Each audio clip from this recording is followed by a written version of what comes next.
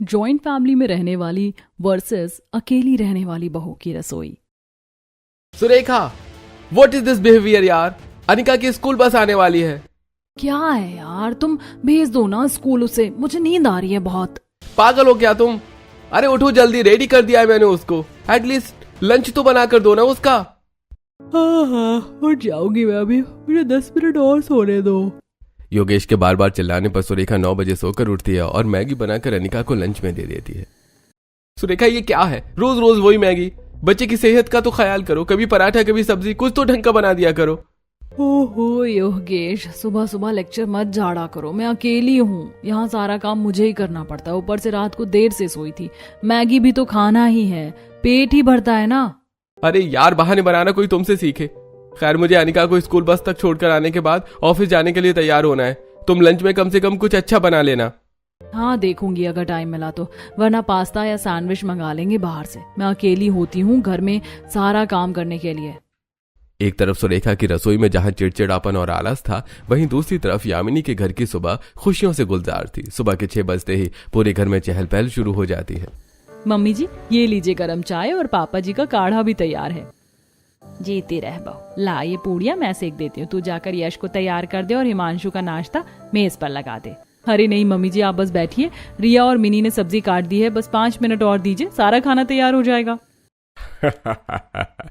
वाह भाई, आज तो रसोई से बड़ी अच्छी खुशबू आ रही है। लगता है कुछ खास बना है आज। हाँ पापा, यामिनी ने आज सबका मनपसंद हलवा और चने बनाए हैं। यामिनी के घर से आती पूजा की घंटियों और हलवे की महक सुरेखा के घर तक पहुंचती है। योगेश अपनी बालकनी में खड़ा होकर टाई बांधते हुए एक लंबी सांस लेता है। वाह, क्या खुशबू है। पड़ोसियों के यहाँ तो रोज दिवाली जैसा माहौल रहता है। काश हमें भी ऐसा ताजा और प्यार भरा खाना नसीब होता। अरे तो जाकर वहीं खा लो ना। वैसे भी तुम्हें तो दूसरों के घर का खाना हमेशा अच्छा लगता है। अपने बच्चे और दूसरे की बीवी सबको अच्छी लगती है। अपने घर की शांति तुम्हें दिखती नहीं, बस उस सती सावित्री की गुलामी वाली जिंदगी ही पसंद आती है। वो गुलामी नहीं, प्यार है सुरेखा। और देखो उसकी सेहत, और एक तुम हो चिड़चिड़ी और थकी हुई। मैं आजाद हूँ योगेश, मुझे किसी की जी हुजूरी नहीं करनी पड़ती। मैं जब चाहूँ सोऊं, जब चाहूँ बाहर जाऊं। साड़ी पहनकर रसोई में खटने से अच्छा है कि मैं अपनी लाइफ एंजॉय करूं। तुमसे तो बहस करना ही बेकार है। मैं जा रहा हूँ ऑफिस। लंच में कुछ बनाया है या आज भी मुझे बाहर का खाना पड़ेगा? आज एडजस्ट कर लेना ना बेबी, मैं बहुत थक गई हूँ। मैं खुद अपने और अनिका के लिए ऑर्डर करने वाली हूँ। ये भगवान, तुम्हें समझाने का कोई फायदा नहीं है। चलो बाय, मैं निकलता हूँ। ऐसा कहकर योगेश ऑफिस के लिए निकल जाता है और सुरेखा फिर से बिस्तर पर जाकर लेट जाती है। सुरेखा के घर का हर रोज यही हाल था। उसकी रसोई में कभी पास्ता, कभी मैगी, कभी सैंडविच, कभी पोहा, तो कभी उपमा, यही सब बनता था। या अक्सर रसोई बाजार भरोसे रहती थी। वहीं दूसरी तरफ यामिनी की रसोई हर रोज 56 भोग से महकती थी। 2 दिन बाद सुबह के समय सुरेखा के घर में रोज जैसी आपाधापी मची थी, जबकि यामिनी के घर में पूरा परिवार नाश्ते की मेज पर इकट्ठा था।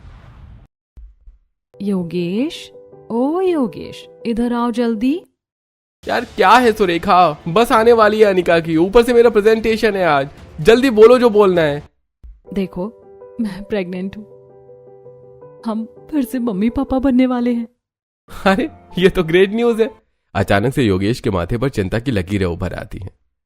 अरे यार शिट, तो तेरे की अब क्या होगा? अनिका छोटी है, घर का काम, ऊपर से तुम्हारी तबीयत। पिछली बार तो मम्मी साथ थी, अब तो तुम अकेली हो, कैसे मैनेज करोगी? मैनेज कर लूंगी बाबा। पिछली बार मम्मी जी ने 50 टोका टोकी की थी, ये मत खाओ वो मत करो। इस बार मैं अपनी मर्जी से डाइट लूंगी, योगा करूंगी और शांति से रहूंगी। किसी की किचकिच नहीं चाहिए मुझे। सुरेखा सुनो मेरी बात, अब ये दूसरी प्रेगनेंसी है। अनिका छोटी है, मम्मी पापा को वापस बुला ले। वो गांव में अकेले छोटे कमरे में रह रहे हैं, रसोई का काम भी बढ़ जाएगा। बिल्कुल नहीं, मैंने उन्हें निकाला था तो वापस क्यों बुलाऊं? मुझे अपनी आजादी बहुत प्यारी है।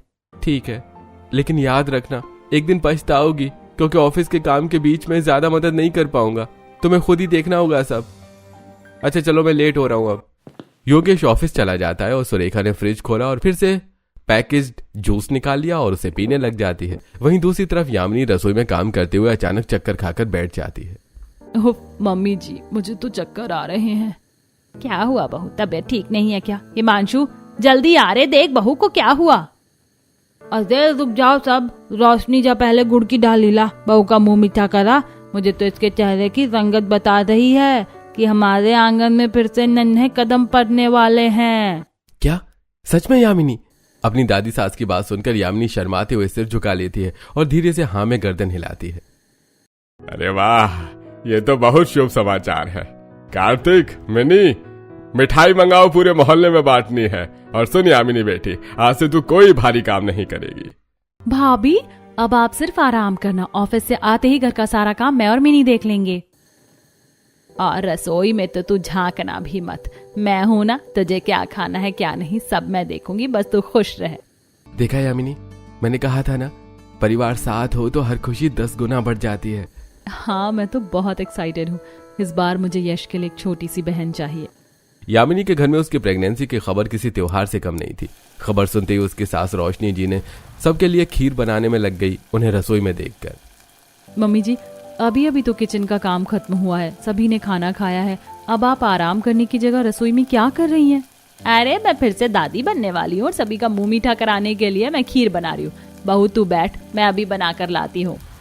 रोशनी जी यामिनी को आराम करने के लिए कहती है और खुद खीर बनाकर पूरे परिवार को खिलाती है और फिर मिनी से कहती है, मिनी एक काम कर, हमारे पड़ोस में वो रहती है ना छोटी सी बच्ची अनिका, जरा उसके घर पर एक कटोरी खीर दिया। भगवान ने चाहा तो अब की बार हमारे यहाँ एक नन्ही परी आएगी। अरे मम्मी जी आपको हर बार मेरे मन की बात कैसे पता चल जाती है? बेटा कहा था ना, तुम हमारी बहू नहीं बेटी हो, और बेटियों की बात अगर माँ नहीं समझेंगी तो कौन समझेगा। ले मिनी पहले दे आ, ठंडी हो जाएगी। जी ठीक है मम्मी, लाओ मैं दे आती हूँ। मिनी खीर की कटोरी लेकर सुरेखा के घर जाती है और दरवाजा खटखटाती है। सुरेखा दरवाजा खोलती है। जी बताइए क्या हुआ? राधे राधे भाभी जी, वो हमारे घर में गुड न्यूज आई है, मैं फिर से बुआ बनने वाली हूँ, इसीलिए माँ ने खुशी में खीर बनाई है और अनिका के लिए भेजी है। अरे वाह, बच्चों की खबर सुनकर पूरे घर में इतनी खुशी, ऐसा लग रहा है बच्चा यामिनी को नहीं इन लोगों के होने वाला है। अजीब नौटंकी परिवार है। लीजिए भाभी, क्या सोच रही हैं? हाँ लाओ दो, थैंक यू। सुरेखा को खीर की कटोरी देकर मिनी अपने घर चली जाती है और उसके बाद सुरेखा वो कटोरी फ्रिज में रख देती है। शाम के समय योगेश ऑफिस से आता है, तभी सुरेखा रसोई काउंटर पर बैठी फोन पर ऑर्डर कर रही थी। चारों तरफ पैकेट्स बिखरे पड़े थे। हेलो, एक पिज्जा, 2 बर्गर और कोल्ड ड्रिंक भेज दो। हाँ जल्दी भेजना, क्विक।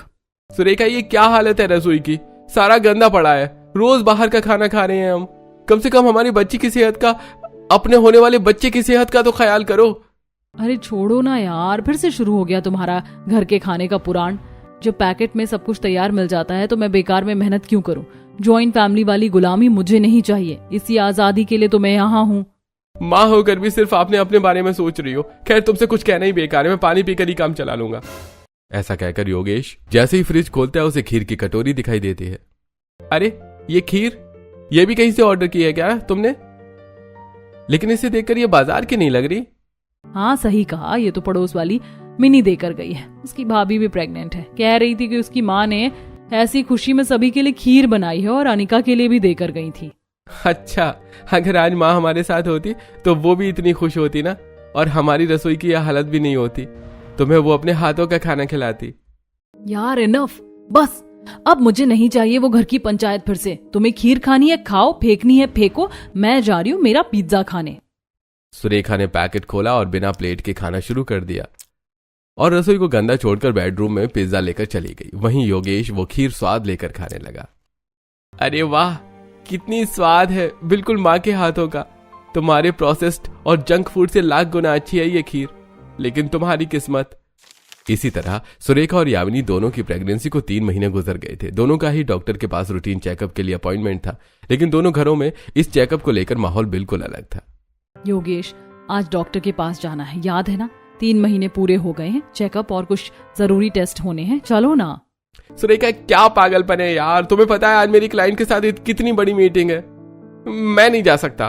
पर योगेश, डॉक्टर ने कहा था कि इस बार सोनोग्राफी में बेबी की हार्ट बीट सुनाई देगी, तो फादर का होना जरूरी है। और सच कहूँ तो भले ही सेकेंड टाइम है, लेकिन मुझे थोड़ा डर भी लग रहा है।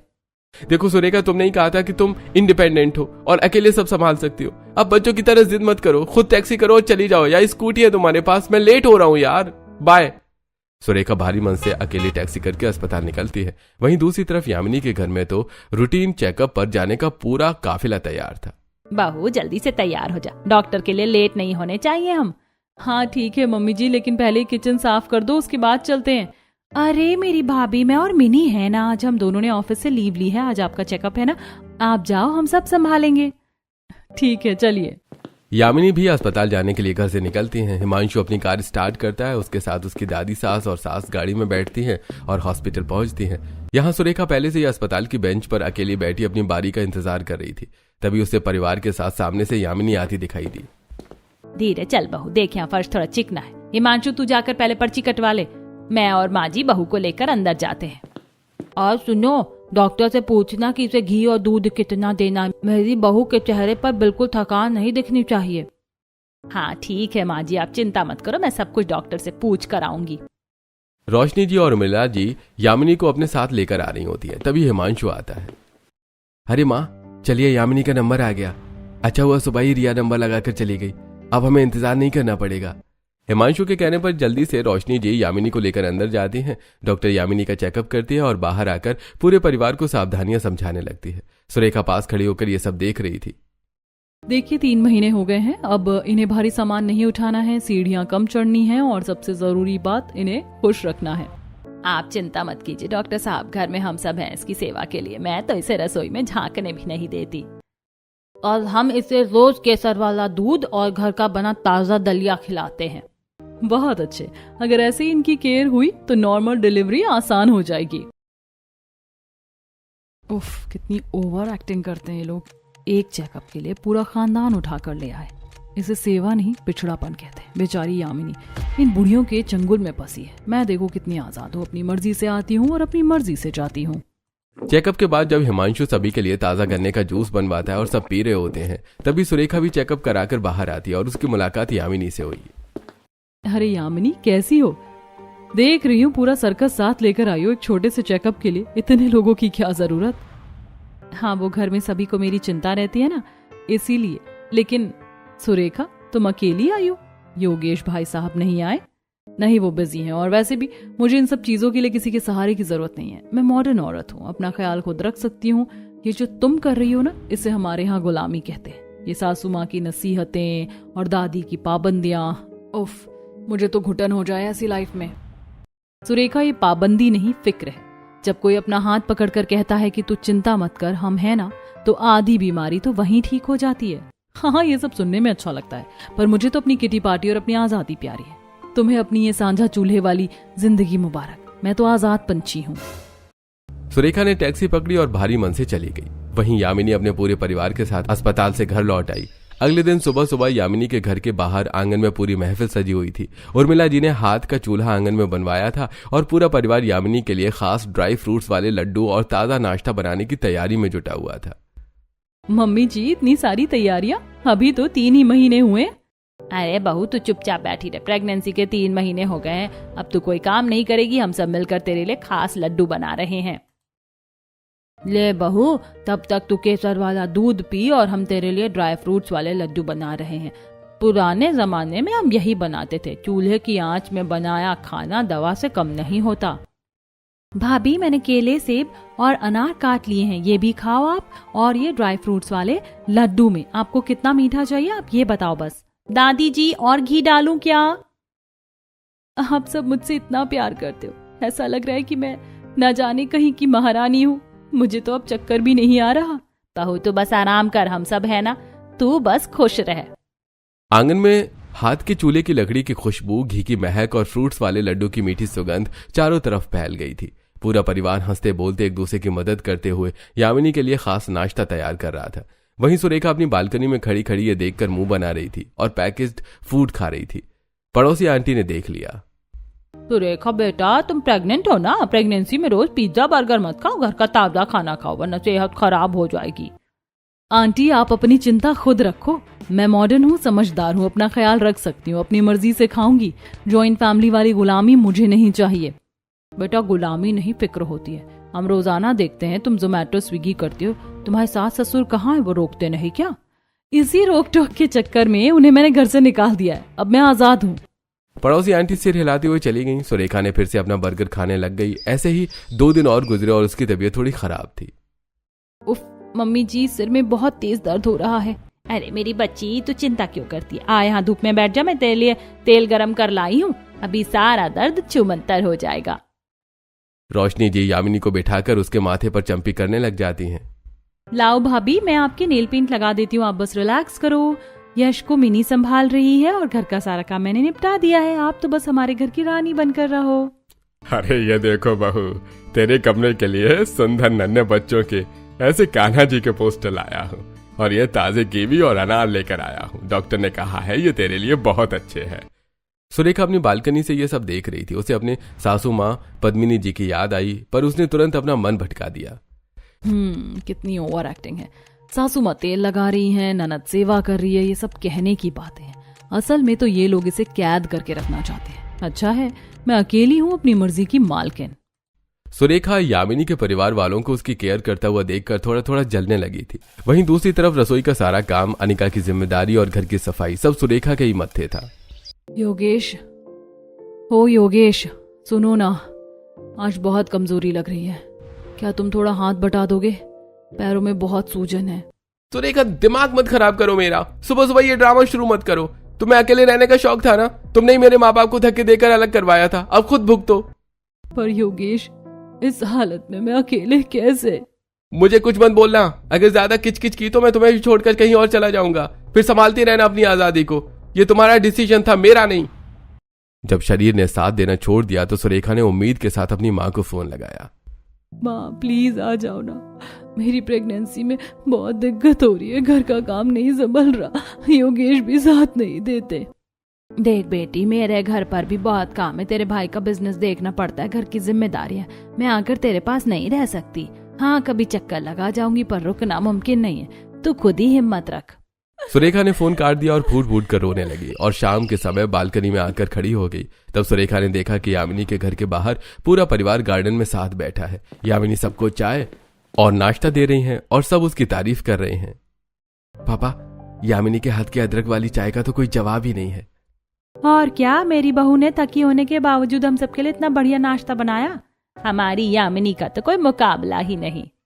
सुरेखा ये सब बालकनी से देख रही थी, तभी वो बड़बड़ाती है। ये भगवान, कितने पंचायती लोग हैं, कभी तो अपनी बहू की कितनी देखभाल करते हैं और कभी उसी से काम करवाते हैं। सुरेखा अपने घर में लौट आई। शाम को योगेश आया और उसने खाना मांगा। यार सुरेखा, खाने में कुछ बनाया है? नहीं, आज मेरी तबीयत भी खराब थी और अनिका भी परेशान कर रही थी, इसीलिए ब्लिंकिट से मैगी ऑर्डर किए, वही बना लो और मेरे लिए भी बना देना। Are you out of mind? पिछले एक हफ्ते से तुमने घर में चाय तक नहीं बनाई है और ये सब तुझे कितना नुकसान करेगा, पता है ना? हाँ हाँ ठीक है, जब करेगा तब देखेंगे। सुरेखा ने अपने पूरे 9 महीने की प्रेगनेंसी में ऐसे ही बाजार का और प्रोसेस्ड फूड खाया। 9 महीने बाद दोनों को लेबर पेन हुआ, यामिनी की नॉर्मल डिलीवरी हुई और सुरेखा का एक बार फिर से ऑपरेशन। दोनों ने बेटों को जन्म दिया और कुछ दिनों में डिस्चार्ज होकर घर आ गई। यामिनी का बच्चा पूरे परिवार की गोद में खेल रहा था, जबकि सुरेखा का बच्चा पालने में अकेला रोता रहता और सुरेखा रसोई के काम में पिसी जा रही थी। सुबह का वक्त था। सुरेखा अपनी बालकनी में खड़ी सूखी रोटियां चबा रही थी और नीचे का नजारा देख रही थी। नीचे यामिनी के घर के बाहर चारपाई बिछी थी। अरे मेरा पोता देख कैसे मुस्कुरा रहा है। बहू तू जाकर आराम से अपनी चाय नाश्ता कर ले, इसे मैं संभाल लूंगी। और भाभी, मैंने यश और अपने लिए ताजा दलिया बना दिया, आप बस बैठो, मैं अभी लेकर आती हूँ। मम्मी जी, आप लोग हैं तो मुझे कभी लगा ही नहीं कि बच्चा पालना इतना मुश्किल काम है। सुरेखा ये सब देख रही थी और उसे याद आया कि कैसे वो पूरी रात अपने रोते हुए बच्चे के साथ जागी रहती है, क्योंकि योगेश सुबह ऑफिस जाने का बहाना बनाकर दूसरे कमरे में सो जाता है। उसे ना तो कोई मालिश करने वाला था और ना ही कोई बच्चे को खिलाने वाला। एक रात सुरेखा के बेटे की तबीयत अचानक बहुत ज्यादा बिगड़ गई। उसे तेज बुखार था और वो लगातार रो रहा था। योगेश, ओ योगेश, उठो ना, देखो बाबू का शरीर आग की तरह तप रहा है, इसे तुरंत डॉक्टर के पास ले जाना होगा। क्या है सुरेखा, रात के 2 बज रहे हैं, मुझे सुबह एक इम्पोर्टेंट प्रेजेंटेशन के लिए निकलना है, तुम खुद देख लो ना। मैं कैसे अकेले जाऊंगी, मुझे डर लग रहा है, प्लीज चलो ना।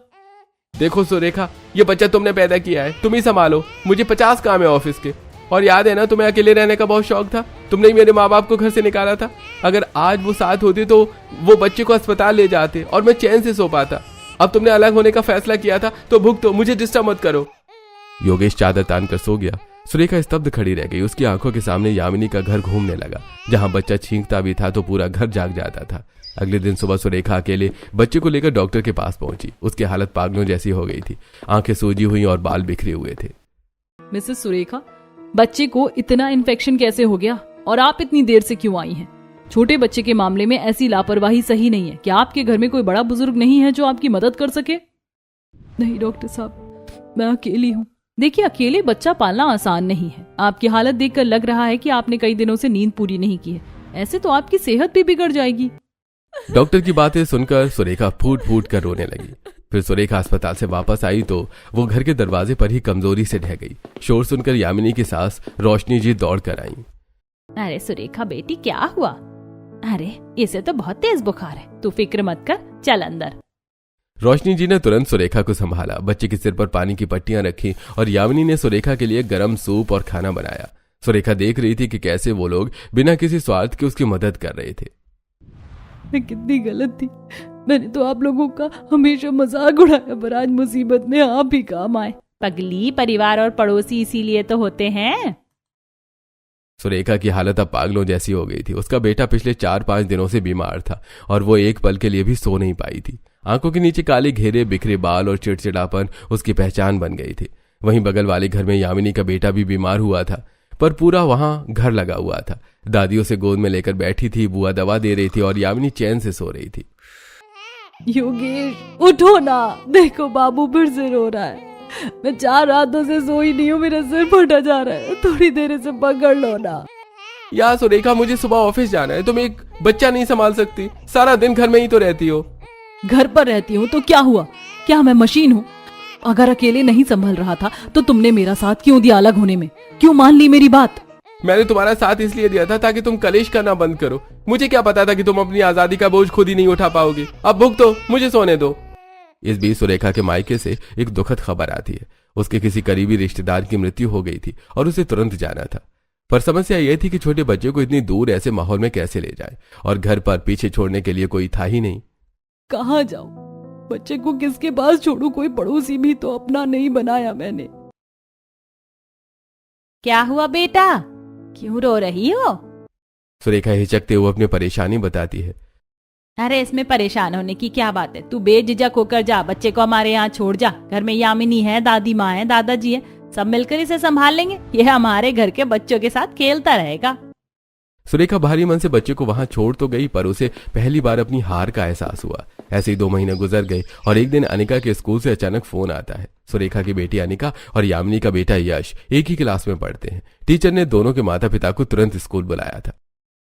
देखिए, आज क्लास में हमने बच्चों को फैमिली ट्री बनाने के लिए कहा था। यश ने बहुत सुंदर पेड़ बनाया। दादा दादी, चाचा चाची सब खुश दिख रहे, पर आपकी बेटी अनिका ने ये बनाया है। ये क्या है? अनिका ने पूरे पेड़ पर काला रंग क्यों पोत दिया है? यही तो चिंता की बात है। जब मैंने उससे पूछा कि ये काला रंग क्या है तो वो रोने लगी। उसने कहा, मैम मेरे घर में कोई नहीं है, मम्मी हमेशा काम करती हैं या सोती रहती हैं, पापा हमेशा चिल्लाते रहते हैं, मेरे साथ कोई नहीं खेलता। मिसेस सुरेखा, आपकी बेटी डिप्रेशन की तरफ बढ़ रही है। उसे अपनों के प्यार और बड़े परिवार की जरूरत है। सुरेखा के पैरों तले जमीन खिसक गई। वो चुपचाप बाहर निकली और घर पहुंची। योगेश, हम जीत कर भी हार गए। मेरी आजादी ने मेरी बेटी का बचपन काला कर दिया। मुझे और ये हाई फाई लाइफ नहीं चाहिए। घर आकर सुरेखा रसोई में खड़ी थी। चूल्हे पर दाल उबल रही थी। उसकी आंखों के सामने अचानक पुराना दिन घूम गया जब उसने सास ससुर को घर से निकाल दिया था। बस अब काफी हुआ मम्मी जी। रोज रोज की रोक टोक, ये मत खाओ, वो मत बनाओ, रसोई गंदी हो रही है, मैं अपनी मर्जी से रसोई चलाऊंगी।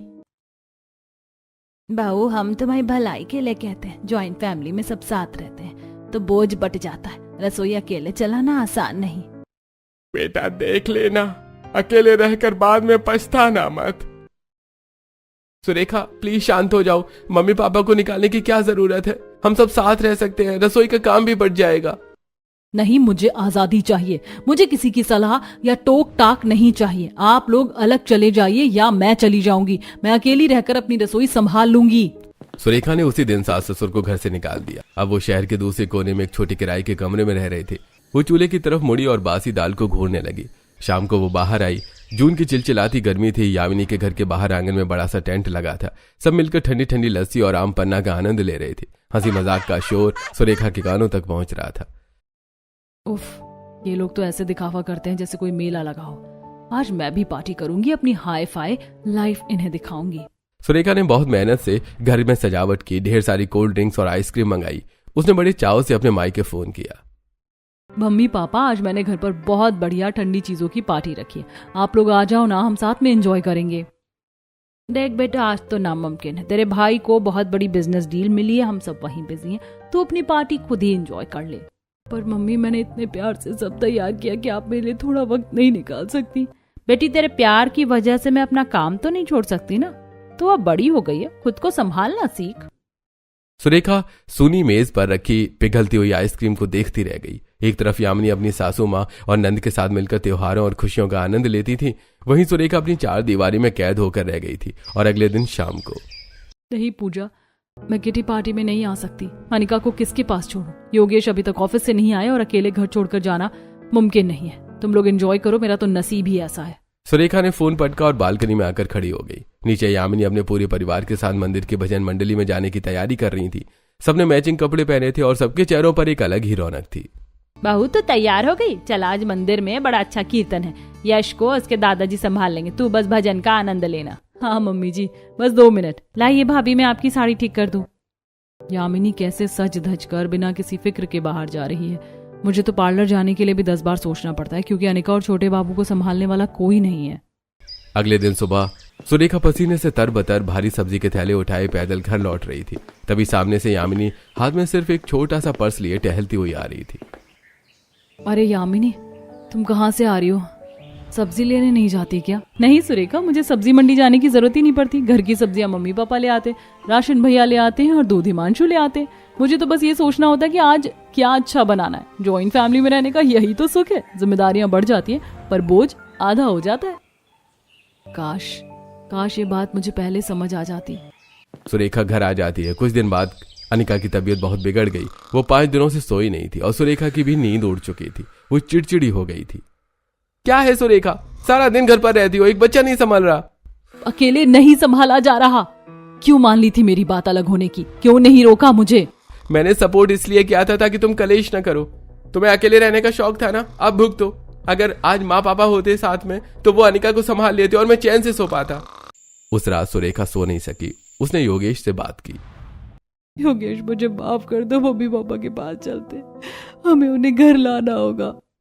भगवान का शुक्रिया, तुम्हारी अकल तो ठिकाने आई। चलो जल्दी से तैयार हो जाओ। योगेश की बात सुनकर सुरेखा जल्दी से अनिका और छोटे बच्चों को तैयार करती है और तैयार होकर सभी योगेश के माता पिता के पास पहुंचे। योगेश के माँ बाप एक छोटे से किराए के मकान में सादगी से रह रहे थे। मम्मी जी, पापा जी, मुझे माफ कर दीजिए। मैं अपनी आजादी के घमंड में अंधी हो गई थी। मैंने सोचा था कि मैं अकेले बहुत खुश रहूंगी, पर सच तो ये है कि अपनों के बिना ये जिंदगी सिर्फ एक सजा है। मेरी अनिका का बचपन छिन गया, मेरी मुस्कान खो गई। प्लीज वापस घर चलिए। पगली बहू, माँ बाप कभी बच्चों से नाराज नहीं रहते। हमने तो बस तुम्हारे बुलाने का इंतजार किया था। कुछ ही दिनों में पूरा परिवार फिर से एक हो गया। अब सुरेखा का घर भी यामिनी के घर की तरह महकने लगा था। उसकी सास पद्मिनी जी उसके साथ खड़ी होकर मसाले पीस रही थी और नंद हिमांशी अनिका को होमवर्क करा रही थी। मम्मी जी, आज मैंने योगेश की पसंद के कढ़ी चावल बनाए। आप बस एक बार चक्कर बताइए कि नमक सही है या नहीं। अरे वाह भाई, आज तो घर में रौनक लौट आई है। सुरेखा ने बालकनी से यामिनी की तरफ हाथ हिलाया। दोनों बहुओं ने आंखों ही आंखों में बात की और मुस्कुराई। तभी कुकर की सीटी बजी। अरे वाह, आज तो कुकर भी बता रहा है हमारा घर गुलजार हो गया है। जी पापा जी, अब इस घर में भी जॉइंट फैमिली में रहने वाली बहू की रसोई की तरह सिर्फ प्यार ही पकेगा। आज सुरेखा का परिवार भी पूरा हो गया था। तो अगर आप सुरेखा की जगह होते तो क्या करते और क्या उसका फैसला सही था? कमेंट करके हमें जरूर बताइए।